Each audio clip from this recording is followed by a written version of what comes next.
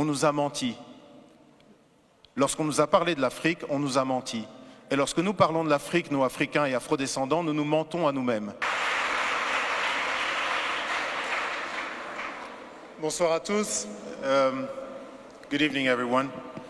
Je vais faire ce petit mot d'introduction en français. Voilà, c'est fait. Aujourd'hui naît Incarnation. Incarnation aurait pu s'appeler Initiation. Et Incarnation démarre, vous allez le découvrir ici en rentrant, sur un constat qui est fort, sur une déclaration, une affirmation qui est très forte. On a parlé à l'instant de cette carte renversée. En fait, les cartes pré-Mercator, beaucoup de cartes représentent l'Afrique avec le nord en bas et le sud en haut. C'est ce qu'on appelle un point de vue afrocentrique. Et effectivement, la Terre, c'est une sphère qui flotte dans l'univers. Et dans l'univers, il n'y a pas de haut et il n'y a pas de bas.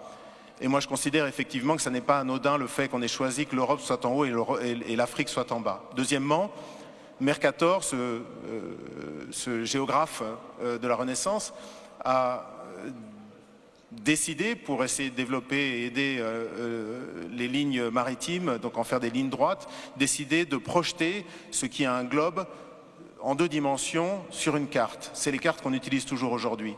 Et le problème, c'est que mathématiquement, quand vous faites ça, vous devez choisir un point de référence. Le point de référence détermine en fait quelle partie sera la mieux représentée ou la plus grandement représentée et laquelle souffrira. Et moi, j'ai appris, comme certainement vous tous ici, que l'Europe avait une proportion qui était presque comparable à l'Afrique, ou en tout cas une partie de l'Afrique. La réalité, lorsqu'on regarde en termes de superficie et de kilomètres carrés, l'Afrique peut abriter la Chine, l'Inde, l'Amérique du Nord, l'entièreté de l'Europe de l'Est, plus quelques autres pays. Et donc le premier statement qu'on affirme avec beaucoup de force avec Handel, c'est « on nous a menti ». Lorsqu'on nous a parlé de l'Afrique, on nous a menti. Et lorsque nous parlons de l'Afrique, nous, Africains et Afrodescendants, nous nous mentons à nous-mêmes. Et je voudrais, dans ces petites clés, vous donner quelques éléments. La première clé que je voudrais vous donner, c'est ma réaction il y a quelques temps. J'étais en train de passer du temps avec mes enfants et je regardais la télévision.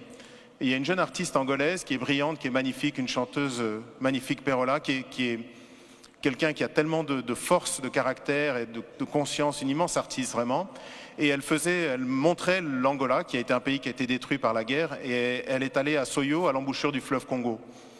Et à Soyo, à l'embouchure du fleuve Congo, il y a une pierre sur laquelle Diego Cao, donc un explorateur portugais, a marqué donc, des inscriptions pour dire qu'il était arrivé là, en 1482, donc 10 ans avant que Christophe Colomb n'atteigne les rives de l'Amérique du Nord.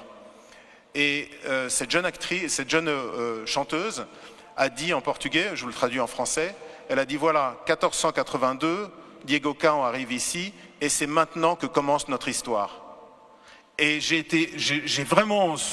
sauté sur place, j'étais vraiment saisi en me disant mais comment est-ce que cette femme qui est une artiste tellement consciente, tellement belle, comment est-ce qu'elle peut penser que notre histoire a commencé le jour où un blanc a posé le regard sur un noir. Et ça, de même que la carte, ça n'est pas quelque chose d'anodin.